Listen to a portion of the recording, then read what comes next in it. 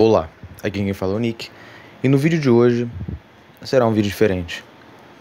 O áudio que vocês vão ouvir a seguir é um insight que eu tive essa semana conversando com uma amiga que eu tenho, que ela é hindu, sobre respeito das dimensões paralelas. Eu estava lendo um livro sobre Nietzsche, e no livro o autor faz uma interpretação de como a filosofia de Nietzsche está ligada com as noções tântricas.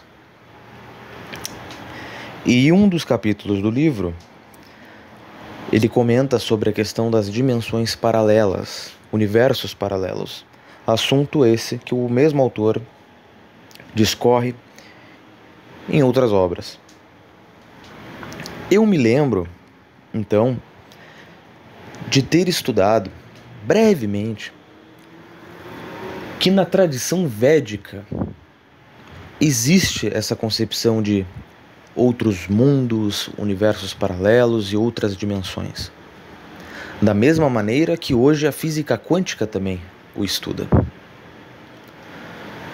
Dentro dessa conversa, eu criei um insight e achei que seria interessante publicar aqui no canal do Quinta Coluna.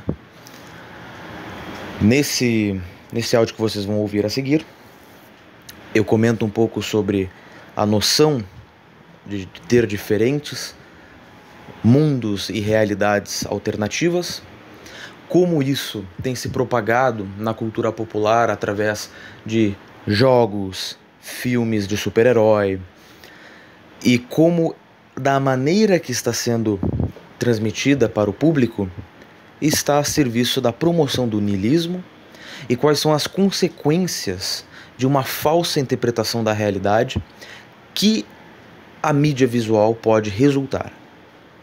Em contraposição à filosofia tradicional védica e como verdadeiramente alcançar novos planos de consciência para conceber melhor a ideia de universos paralelos e outras dimensões. Fique com o vídeo.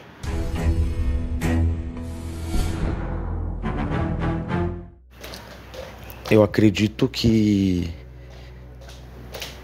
a tendência de criar agora através de Hollywood, dos filmes, dos quadrinhos, essa vontade de criar universos paralelos, multiversos, serve como uma forma para instigar o niilismo. Então tu pega, por exemplo, que o multiverso ele é uma coisa que realmente estourou agora. Estourou agora. As pessoas não sabem o porquê. Entendeu? Só começou com Rick and Morty, foi pra Marvel, foi agora pra DC, entendeu? E já tem outros filmes que todos estão fazendo um multiverso. Não, agora todos os filmes, por exemplo, têm que fazer parte desta mesma linha, né? Até mesmo esse metaverso, na qual tudo existe e tudo é real, né? Então tu pega, por exemplo, Fortnite. O Fortnite ele tem coisa de Star Wars, até shows virtuais da Ariana Grande e do Eminem, né? E então você não separa mais o que é real do que é outra dimensão, porque o mundo virtual também é outra dimensão. O mundo virtual existe, né? Ele é real.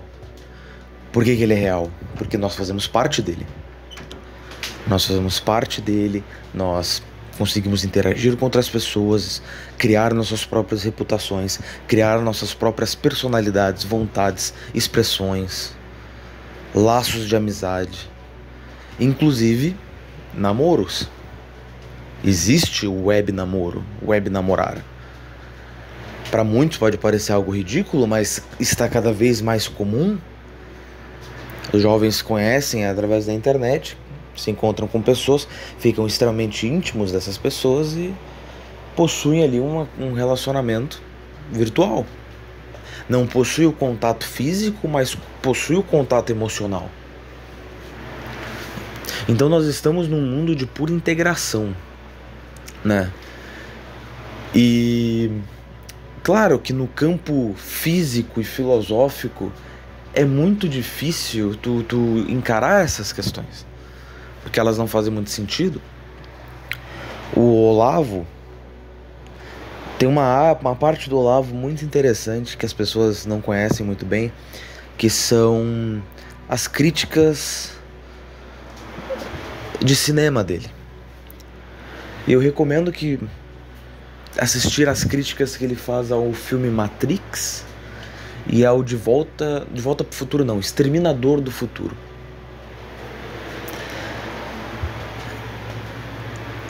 Onde ele faz a sua crítica também à questão da ficção científica. E ele tem um grande problema com a ficção científica, porque o Olavo, ele não consegue se identificar com algo que não pode ser concebido no mundo real. Então, se não pode acontecer, ele não gosta de perder o tempo nisso. E eu entendo que a ficção científica ela serve justamente para fugir da realidade. Mas o problema que ele aponta é que esses filmes têm um teor emburrecedor. Porque no momento que você concebe o irreal como sendo uma possibilidade, ou você tenta até mesmo se inserir na situação, porque um filme, ele meio que se trata disso também. O filme, o cinema, ele é um portal, a televisão é um portal, né? Tanto que a palavra TV, se eu não me engano, não vem somente de television, mas sim TV é Teleported Vortex. Vortex de teletransporte. Por quê? Porque ele está te transportando a outro lugar. Então, por exemplo, se você vê um filme, você está sendo transportado para a realidade que o filme está te apresentando, para aquele cenário, para aquela cena, para aquele momento. Então você pode vivenciar coisas que você não está vivenciando na sua terra, na sua vida, mas somente através da tela. E por isso que existe um caráter iniciático no cinema, principalmente no cinema. O Brasil Paralelo tem um documentário sobre cinema que eu recomendo sempre que as pessoas assistam, que é sensacional. Entendeu? É sensacional mesmo. E lá eles falam sobre isso. Tem uma diferença entre ver um filme no seu celular, no seu tablet, no seu notebook, do que entrar numa sala de cinema com outras pessoas. Ou seja, você está contido em uma sala com diversas energias e emoções diferentes, de pessoas que você desconhece.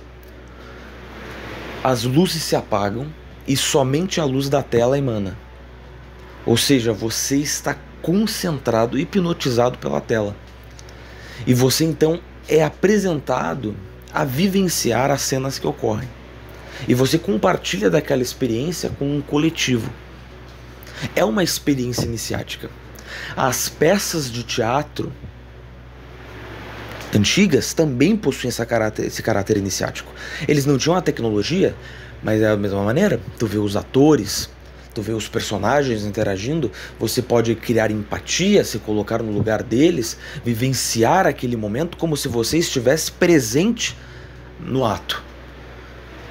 Nesse sentido, a peça de teatro ela chega a ser mais real que o próprio cinema. Porém, o cinema possui a tecnologia para nos levarmos a lugares que a própria peça de teatro possui limitações. O Alan Moore, roteirista de quadrinhos, né, escritor famoso, ele tem um livro muito bom, que é uma entrevista dele, na verdade, que o livro foi publicado pela Dark Side, Serpentes e Magia, se eu não me engano. E lá ele fala, né, desse caráter iniciático das obras de arte, das peças, dos quadrinhos. É uma perspectiva muito interessante. E o cinema funciona dessa exata maneira. Então, no momento que você consegue se conceber e ver o irreal como se fosse real, você acaba criando um problema cognitivo para você próprio. Por isso que é importante discernir, né? Isto é um filme. Ou até mesmo no caso da ficção científica, isso aqui não poderia acontecer. É só um pressuposto para eu ver cenas de ação legal, cenas dessas coisas. né? Só mais uma observação a respeito do cinema, né? Hoje em dia, com a tecnologia, com a CGI, nós podemos ver o que nós quisermos. Inclusive podemos ver até atores mortos. Porém, existe um problema com a CGI. Por que as pessoas tendem a preferir filmes com efeitos práticos? Maquiagens, atores, cenários, maquetes. Porque tende a ser mais real.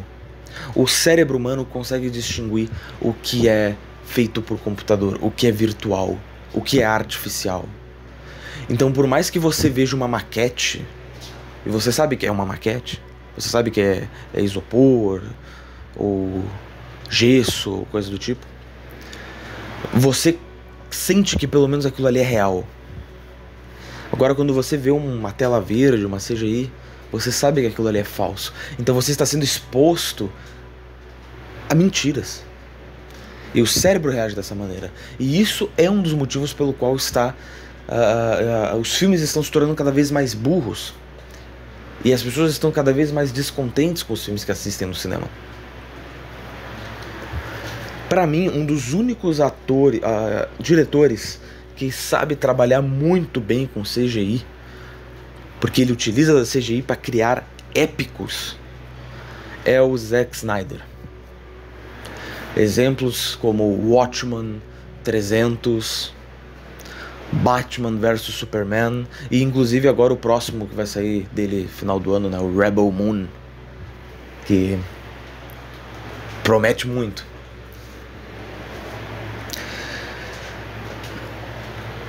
Mas é interessante, né? Porque a ficção científica, ela necessariamente tem o nome ficção, não é real.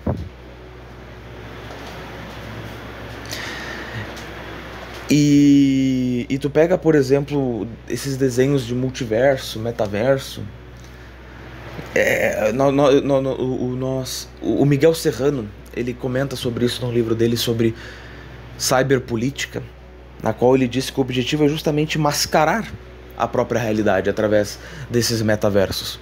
Isso ele escreveu um livro nos anos 90, falando dos perigos que a internet vai causar. Então ele fala, né, que vai mascarar sobre uma realidade falsa, na qual as pessoas vão sucumbir a ela e esquecer a realidade real, né, e a transcendência real.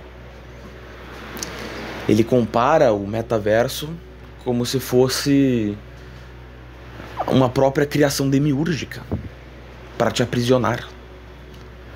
Porque antes, esse vai ser o argumento dele no livro, se antes no medievo as pessoas buscavam fugir do mundo material, se reconfortar no mundo espiritual, próximo a Deus, agora as pessoas fazem o mesmo na internet, no TikTok, no YouTube, em busca de dopamina.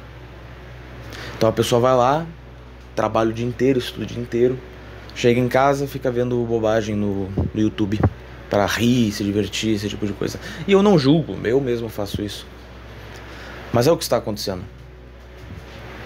É o que está acontecendo. E estão usando dos universos paralelos para isso, né, com essa finalidade. Mas eu estava refletindo bastante também sobre os universos paralelos, e eu vou ter que pesquisar ainda muito mais, mas eu sei que é um conceito presente na tradição védica, né, como tu falou. E é muito fascinante, porque pelo que eu entendi, os universos paralelos, eles não são outras dimensões reais na qual você pode adentrar para substituir a sua própria, mas sim são universos de potencializadores que estão presentes na própria realidade como própria potência mesmo, e estão situadas dentro da sua própria individualidade, seu próprio ser. O seu próprio ser está integrado em diversas dimensões, em diversos mundos paralelos. E esses mundos paralelos, eles vivem por conta própria, porém eles também possuem certa integridade entre si, interação entre si. E essas interações, elas elas exercem influência sobre o seu ser, entre a sua consciência, porém de maneira ordenada, elas podem te levar a uma superconsciência, onde você está ciente das contingências dos diversos mundos. Você não transcende necessariamente este mundo, fisicamente, mas você transcende no campo psíquico. E através de então, você pode se tornar um ser mais completo, compreender melhor a si próprio e o próprio cosmos, dentro desses diversos mundos de possibilidades e potencialidades. Pelo menos é isso que eu entendi. É uma questão bem interessante.